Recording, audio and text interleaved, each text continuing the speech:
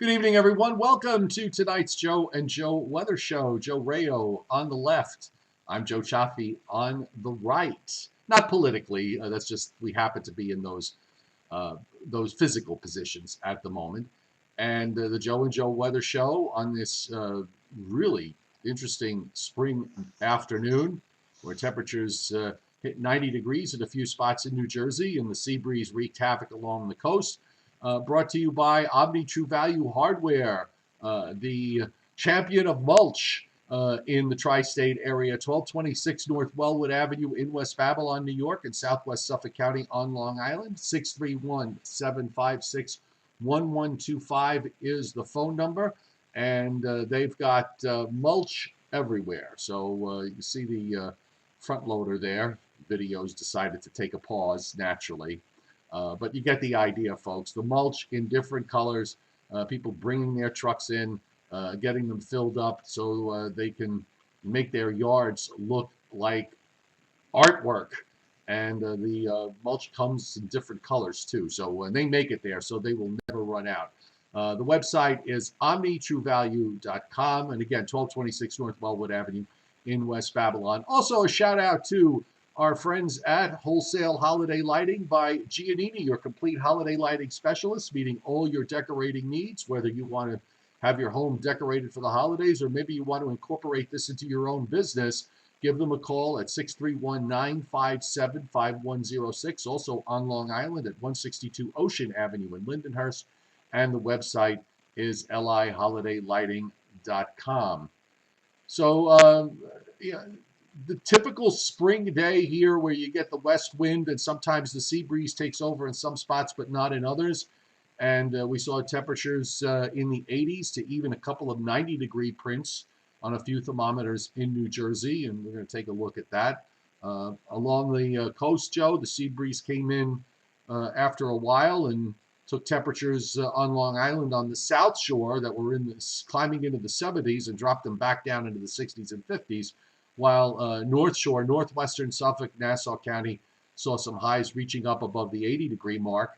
The sea breeze kind of worked its way inland there, but the inland spots did pretty well today.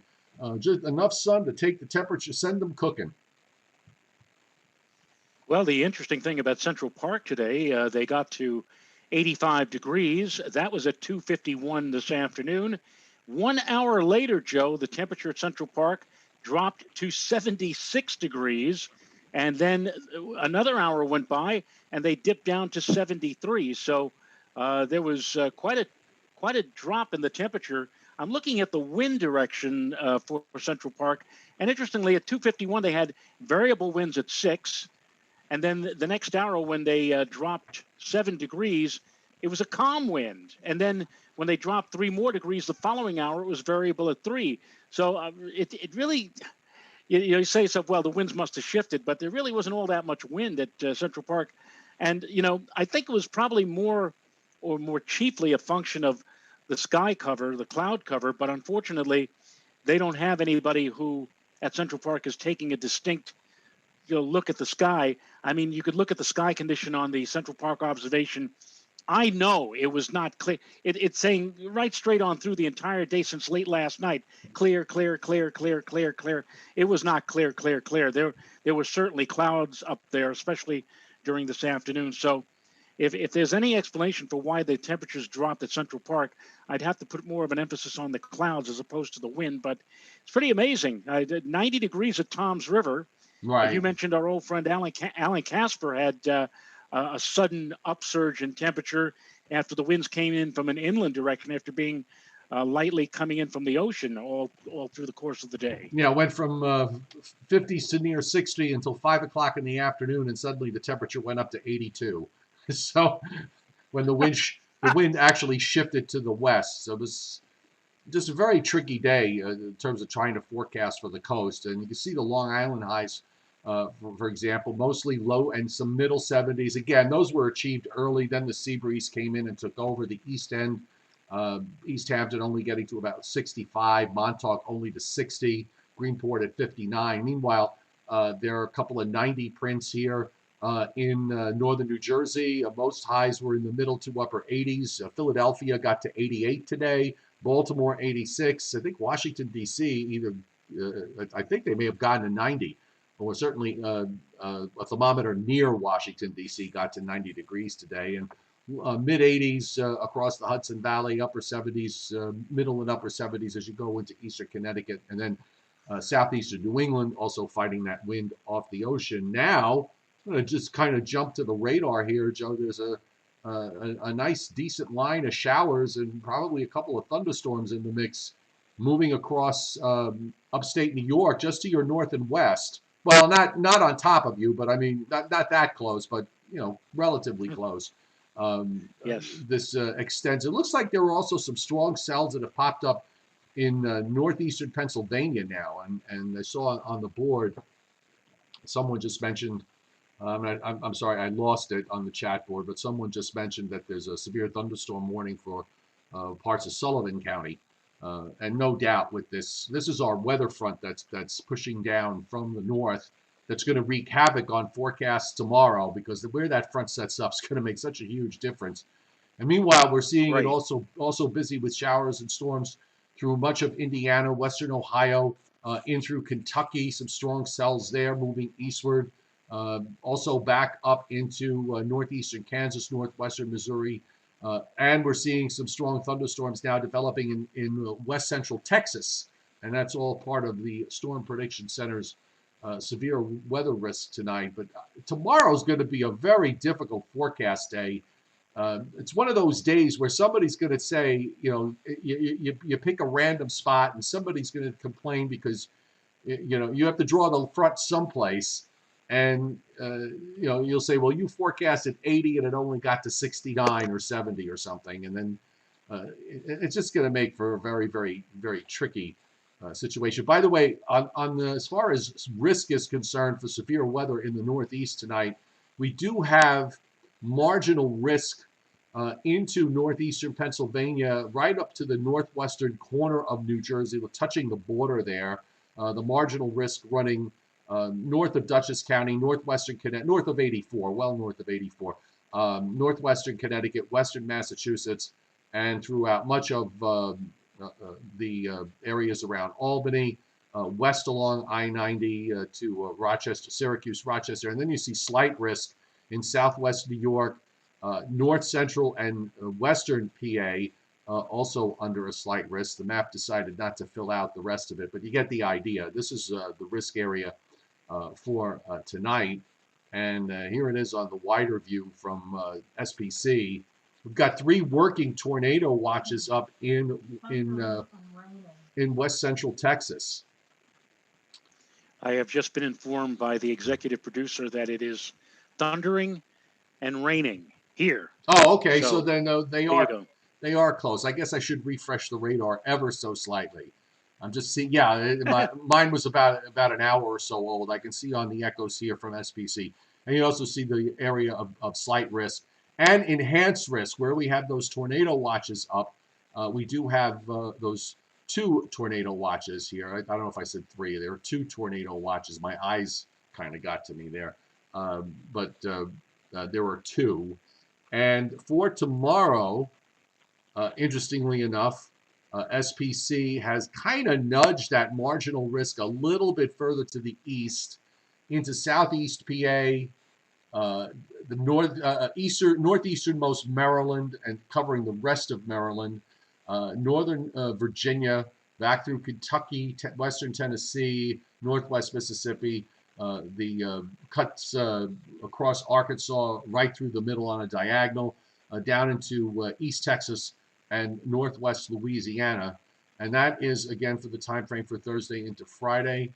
We'll look at day 3, which takes us for Friday into Saturday. And other than some general thunderstorms along the Gulf Coast, there are no severe weather risk area being indicated. And we'll give a quick check to days 4 through 8. I don't expect to see here much other than predictability too low for day 4, day 5, day 6, day 7, and day 8. So the focus right now seems to be on the short range here with the severe weather. And on Tornado HQ tonight, we have 4 active severe weather warnings working in Kentucky, in New York State, Pennsylvania, Tennessee, and Texas. So I guess one of those overlaps 2 states. Let's see what we got working here. We have a live tornado warning in Henry and Weakley counties in Tennessee. Otherwise, the other ones have all expired.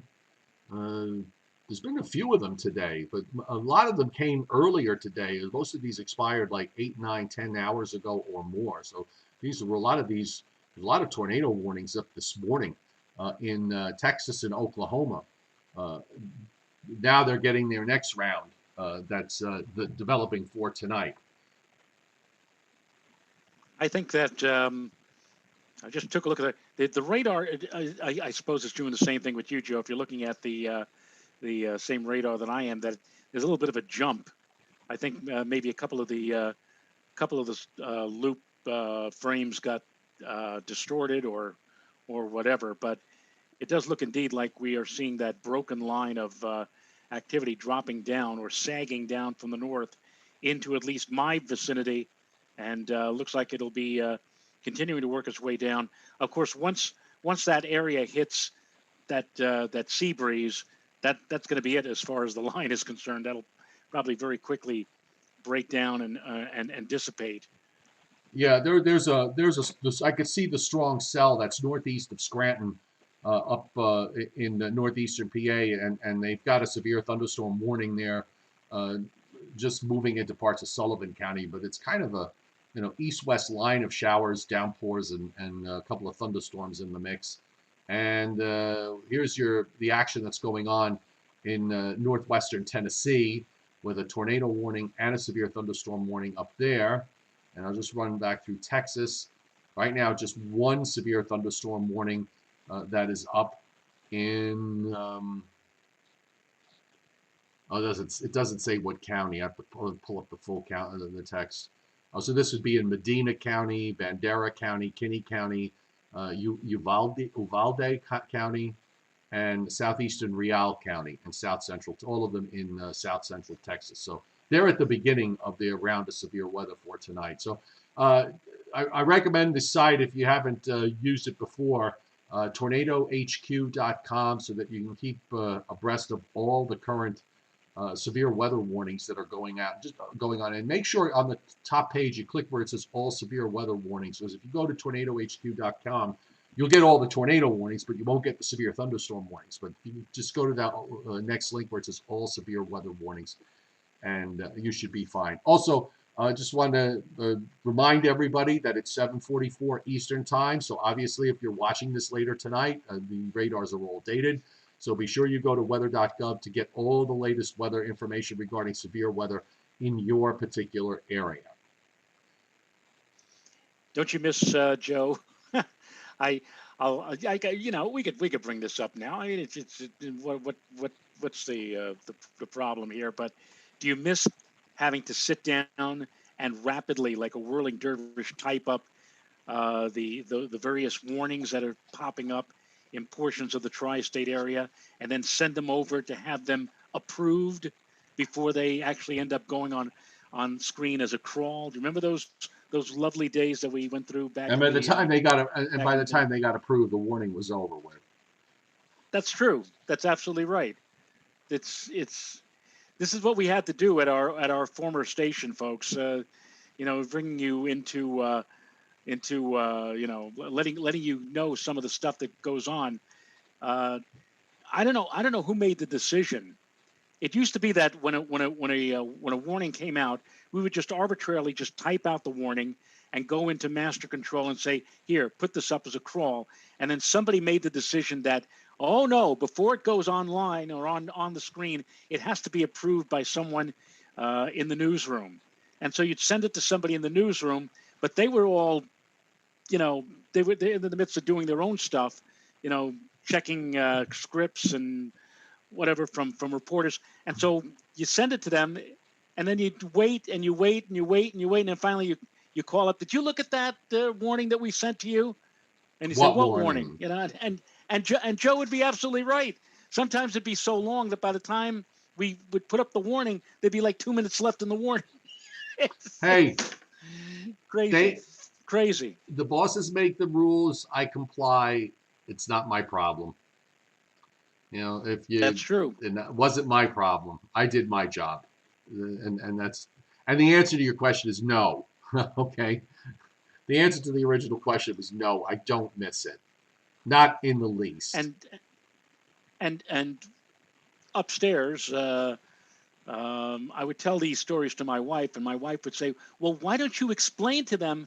As if as if you or I did not explain, the importance of getting these things out as soon as possible, instead of having somebody look and check for grammar and typos and whatever like that.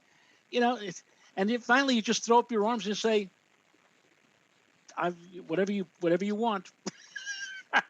That's just what a lot of places now. Everything is everything is micromanaged. What are you supposed to do?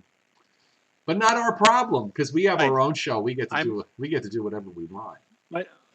By the way, yeah, Jason Barry, I know the crawl on News 12 is automated, and it's not automated now.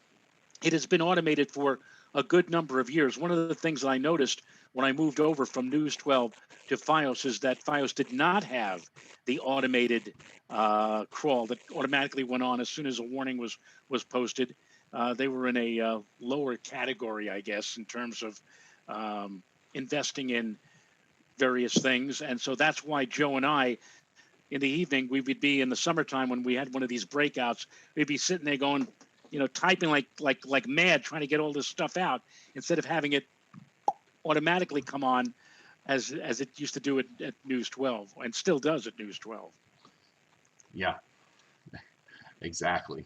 Especially when I was owned by myself and had 3 zones to do, or if you Oh were God. or if you were by yourself and had 3 zones to do, 3 separate channels. Yep.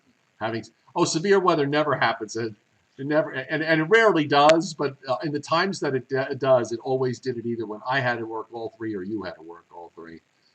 Oh, good Yep. Lord. Yep. All right, WPC on their rainfall forecast map, pretty bullish here from Texas through the lower and middle Mississippi Valley, through the Ohio Valley, western Pennsylvania, upstate New York. This is actually good news for much of upstate New York and interior New England. 1.5 to some 2.5, 3-inch amounts being indicated, because they have, they're still under that. We talked about this a few nights ago with respect to the drought conditions that are going on there.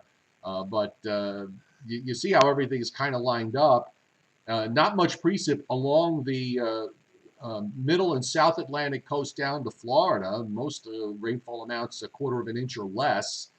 And also out in the west, except for the northwestern part of Washington state, it's fairly quiet and dry. But the middle and the interior of the Northeast showing some much needed precip because of the dry conditions in the Northeast.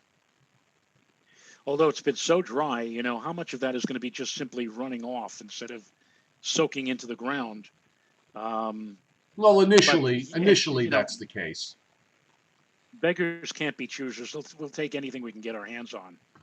Okay, so let's take a look at let's roll the latest run of the GFS, and again, the big dilemma tomorrow for our area is this ridiculous front that's literally going to be lying somewhere across northern Pennsylvania, somewhere in the northern half of New Jersey, around New York City.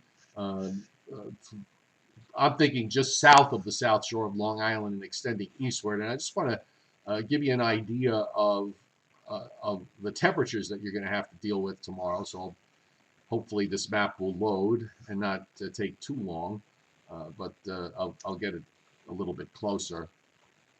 So, when you're working, when you're forecasting for a north-south area, this is always fun in the springtime.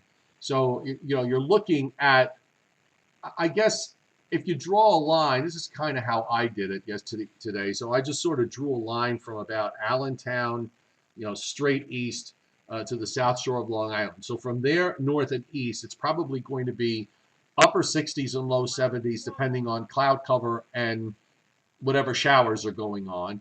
And then, of course, south and west of the front, from central New Jersey, say 195 southward, just to be safe. You're looking at temperatures in the upper 70s and low 80s. Then you get down into the Washington, D.C. area and point south. Then you're looking at middle to upper 80s. So obviously where that frontal boundary is, if we draw that line that I just had, hold on, let me shift the map a little bit. And as you Hang shift the on. map, I've just been informed that it is now pouring to beat the band outside the home base here. Right. So here we're is, getting it. so if this is where the frontal line is, this is the area to the south that is going to be at risk for severe weather, and this is where the SPC's got that marginal risk reaching into southeastern Pennsylvania and just touching southwestern New Jersey. I think there's a chance, Joe, you can probably see that area get pushed a little bit further to the east tomorrow. They do have everybody in some sort of general thunderstorm activity. So just watch the front in case it surprises and pushes further north.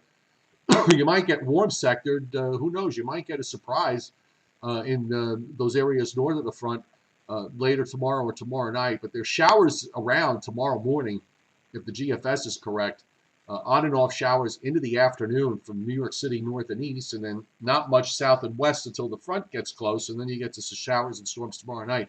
And then, of course, the wind machine turns on Friday morning. The gradient is tight. You mentioned yesterday about maybe advisory criteria here. I'm in agreement here. The gradient's pretty tight during the day on Friday, so I'm thinking that they may have to put up a wind advisory. They may have to actually put wind advisories up down rather far south, maybe down into Maryland and Delaware, maybe perhaps even into northeastern Virginia, and certainly areas to the north and east of there, because the gradient's going to be tight right through the day Friday and into Friday night. Yeah, especially when that upper level low, the trough swings to the east on Friday night, and the upper level winds align with the surface winds. I could really see quite a bit of wind activity spilling over into the first part of the day on Saturday. So something that we'll be looking at. Right now it's showers and storms. Tomorrow it'll be temperatures, and the problem for Friday is going to be the wind. Yep. It's going to be something. It's going to be something out there these next few days. Some convective activity in South Texas, but that's really about all. And also in the Western Lakes. So Saturday, yeah, it'll start out a bit on the windy side in the morning. The wind should ease somewhat and turn westerly, so that might actually help move temperatures up. There's also a bit of a warm front that's going by to our north Saturday night with some showers in upstate New York and into New England. And the new run of the GFS actually has a cold front coming through here, Joe, during Sunday morning, a weak one, but it does have a front pushing southward. So I'm not sure what the exact impacts are going to be in terms of weather conditions on Sunday here. Saturday during the day, I think should be okay for the most part, though there might be clouds increasing with that system going by to our north. And then on Sunday, maybe the first part of Sunday starts with some clouds and maybe even the afternoon might have some clouds around because there's even some lingering precip on the GFS Sunday afternoon. It'll be interesting. If you had asked me a couple of days ago, I'd say, yeah, it looks like we'll be able to get through most of the weekend with no weather problems. And now all of a sudden, things are happening for Sunday. We've got some question marks maybe for Saturday night. And this only again points toward what I've been saying in recent days. It seems like we just can't go much beyond 3 or 4 days in terms of forecasting without something coming along to change everything, or kind of like a bit of a stumbling block. So again, if you're relying on a 7-day, and especially those, I can't help laughing, those 10-day outlooks, good luck, because after 3 or 4 days, all bets are off. You would have, and the funny thing is, you would have figured that by this time, we're 21 years into the 21st century, that we would have been able to say with some credibility, hey, we're able to, accuracy is pretty good out to 5, 6, 7 days. But in recent days and weeks, that has not been the case. And it looks like that's not going to be the case this weekend either. It's the spring. And you know what, Joe? You look at the upper air. It's no. You look at the upper air. It's a rather strong jet stream profile that you have. There's a lot of crap running around. So whenever you have, if you have a simple west to east flow, and things are moving along, life becomes a little easier from the standpoint of a forecast. But you've got a blocking high over Greenland that's just got everything rearranged in odd places, which often happens in the springtime, where you can see the high sitting right there in southern Greenland. You have an upper low over Newfoundland. You have a strong upper low in north central Canada. You also have an upper low in southern New Mexico with a rather potent shortwave trough that's moving eastward into Texas. And of course, as we go through Thursday and Friday, we've got this deepening upper trough in the east. And here it is, what you just pointed out for Friday night, this very sharp looking trough coming through Friday evening into the first part of Friday night. That lifts out, but you've got troughing left behind.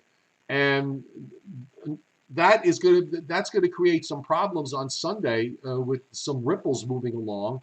You've got a southern stream system here now that's moving into Texas, moving out of Texas and Louisiana and across the Gulf states early next week, that lifts up into the mid-Atlantic states. And you still have a blocking high early next Tuesday in the Davis Strait.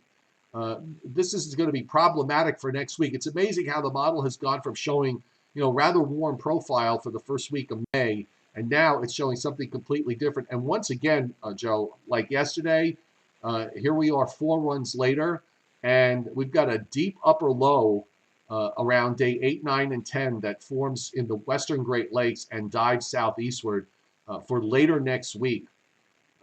This is going to be interesting to see if this verifies. This is a very, very cold upper low, and I'm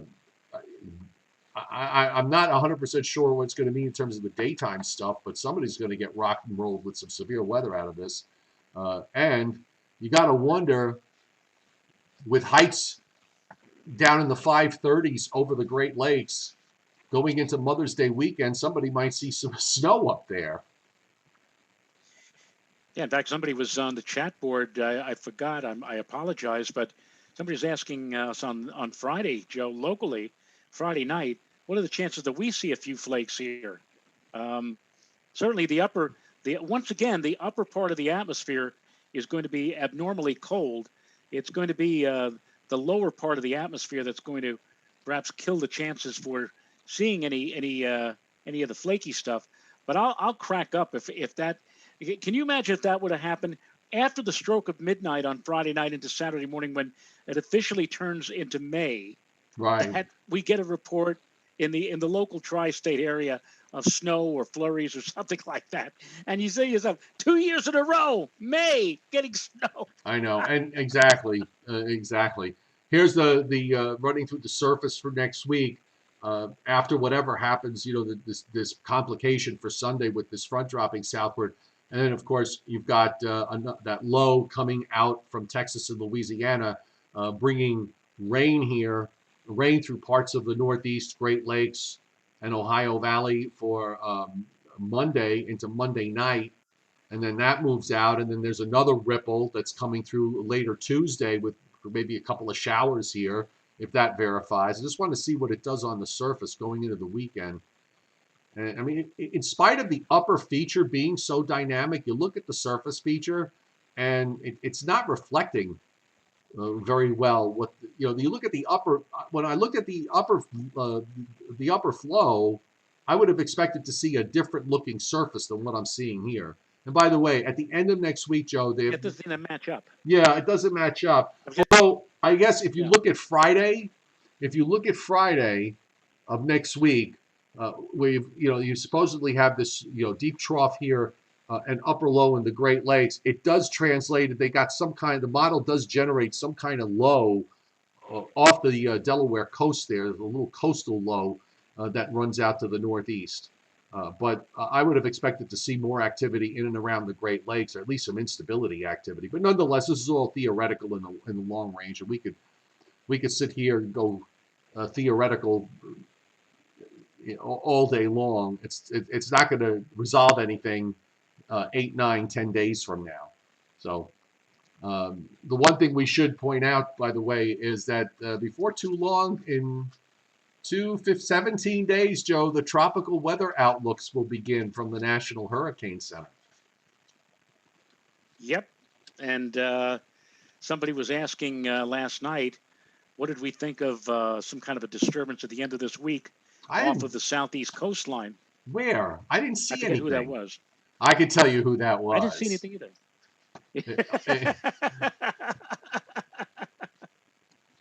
RC. All right. RC. And I'm not talking cola either. The older folks know will get that connection. Do they still make RC cola? I think they do. Royal Crown. And how many of and some of the older of a certain age people on the chat board who are Met fans. I don't know how many of you are Met fans, but I must tell you, Joe, I discovered girls in 1969 because during the 69 baseball season, one of the Met sponsors was RC Cola, Royal Crown Cola. Right. And they had for a commercial Meredith McCrae. She played Billy Joe on Petticoat Junction. And she wore a tight, and I do mean a tight red dress. And she was holding a bottle of RC Cola. And she's swinging her hips around while singing the RC Cola, the Royal Crown Cola theme song. Escape, come over to RC Cola. And the thing about this was, even on those occasions when the Mets were getting bombed, let's say they were losing 15-3, I'd still hang on to the watching the game, waiting for that commercial. Come on, that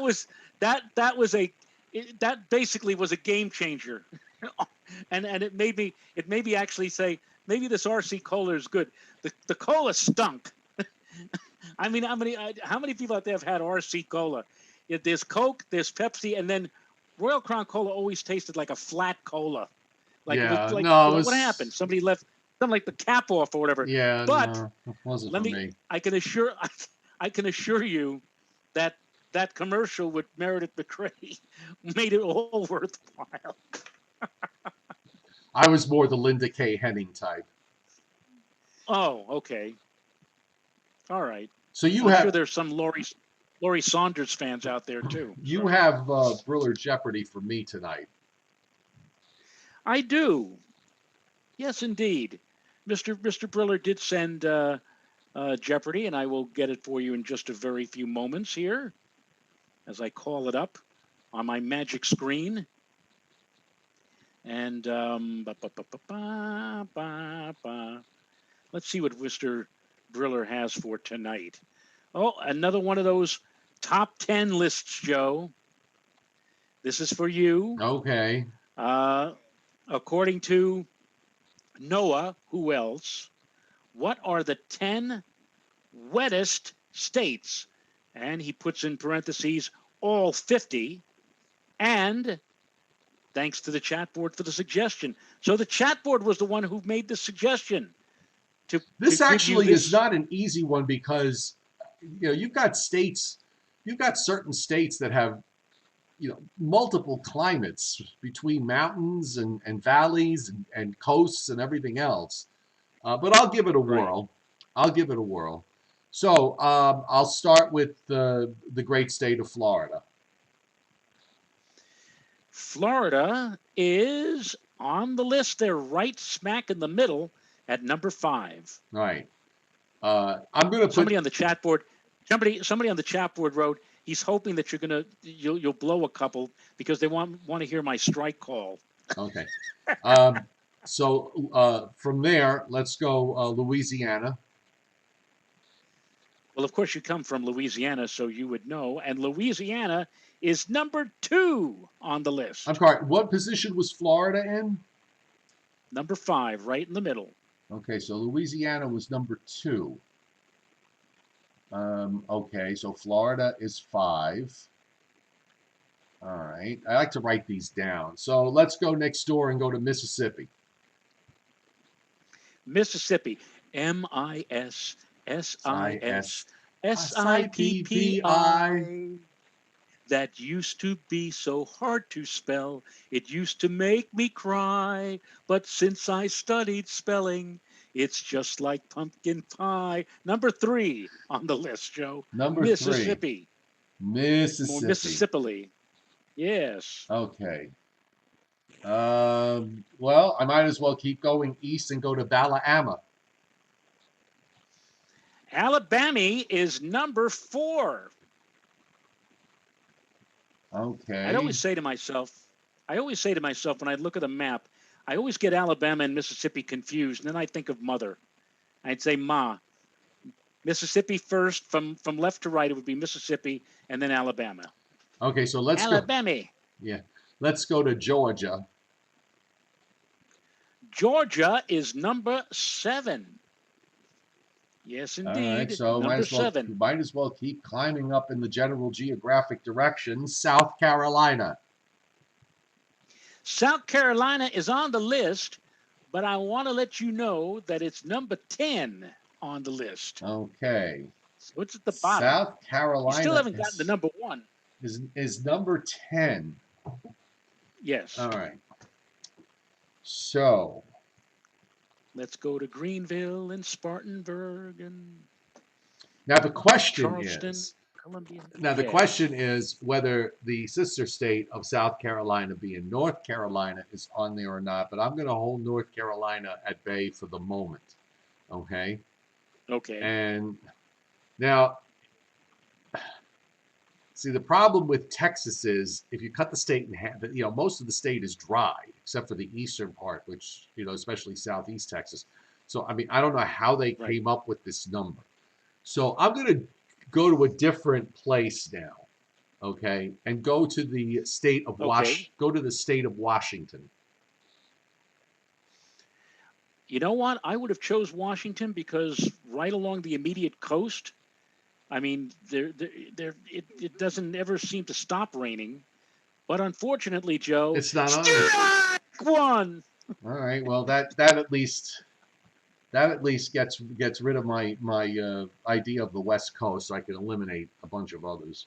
Well, I might as well go with North Carolina. North Carolina is on the list, and it is number 9. Number 9. North Carolina. Roy Hobbs's number 9. So that leaves me with 3. All right. 1, 2. Well, again, it's like, where are they measuring this stuff? In terms of, are they? I mean, I know there's got to be places in Hawaii that get a ton of rain, but depending on the rain shadow, I mean, where are you? With the mountains. So I'm not sure yet now. So Louisiana, Mississippi, Alabama, Florida, Georgia, North and South Carolina.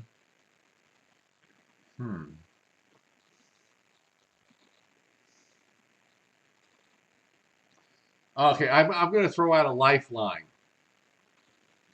So what does that mean? You're going to look at the chat board and see what the audience has to say? No. No, never mind. I was going to ask you for a hint, but I'm not going to. I take it back. Oh, God. You know what we ought to do? We ought to make it like Who Wants to Be a Millionaire. We ought to have, each of us have cell phones. We ought to call somebody and put them on speaker. And by the way, yeah. By the way, does this does this include melted snowfall or it's just rain? He doesn't say. So what was the wording? All he says is the wording of the question was the 10 states that get the most. The wording of the question was no. What are the 10 wettest states? Wettest states. Yes. Oh.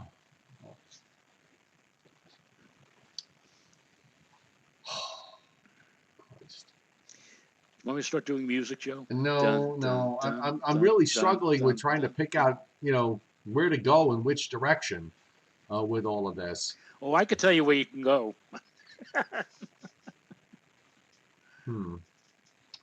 Well, I'll take it. I'm going to take a guess. I'm going to take a stab at this. Arkansas. Arkansas. And do you know what, Joe? Do you know what, Joe? Strike two. Arkansas is number 8 on the list. Okay. Right in between Georgia and North Carolina. All right. So Arkansas is What Arkansas is there. So that leaves me with 2.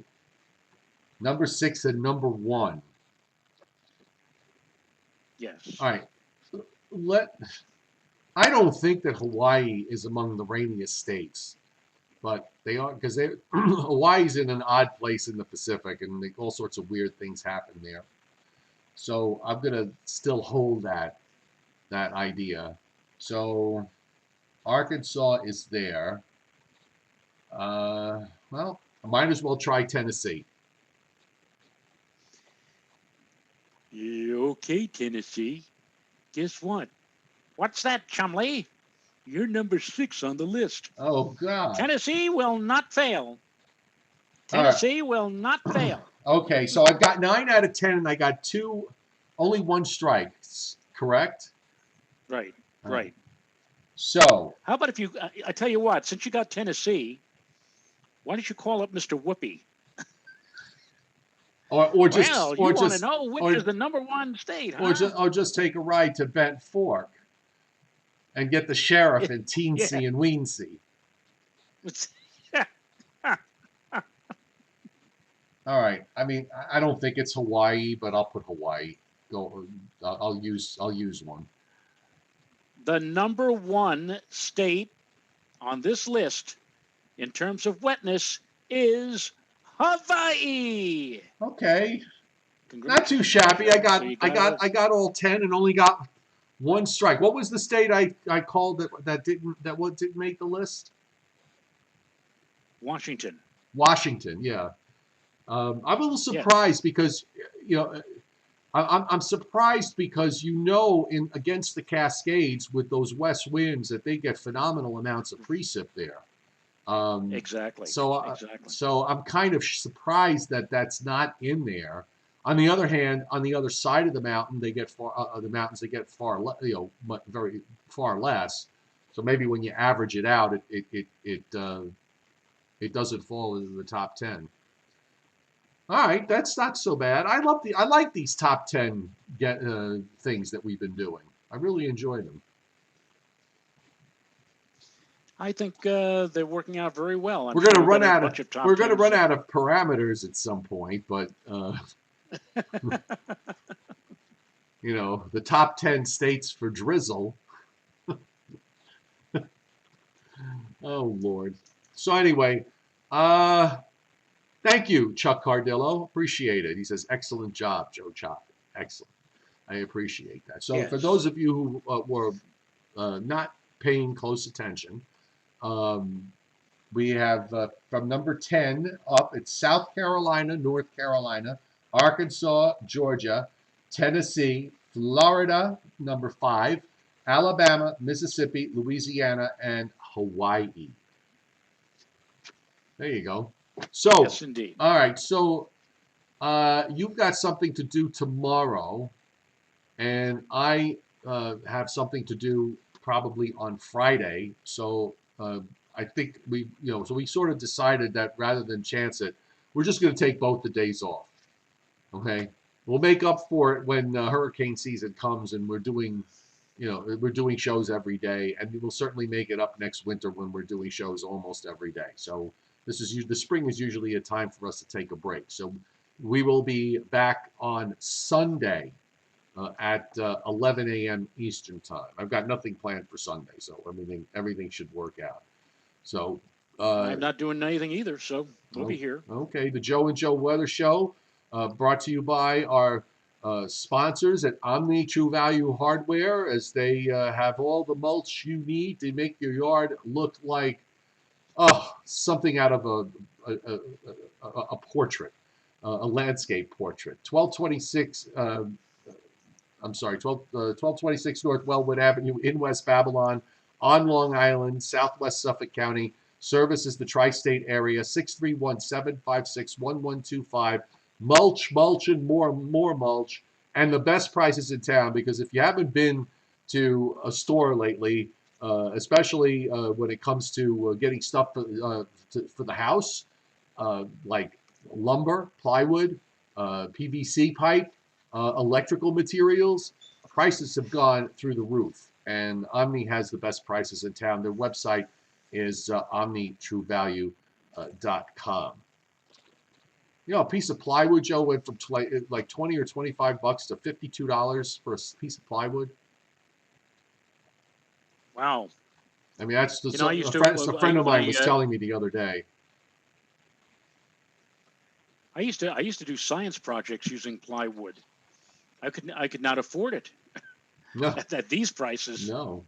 The chairman hitting super chat tonight. Thank you, Scott. That was a fun top 10 Brewer Jeopardy. And Sunday, Mrs. Rayo will be here with a cooking Jeopardy segment, which will be lots of fun.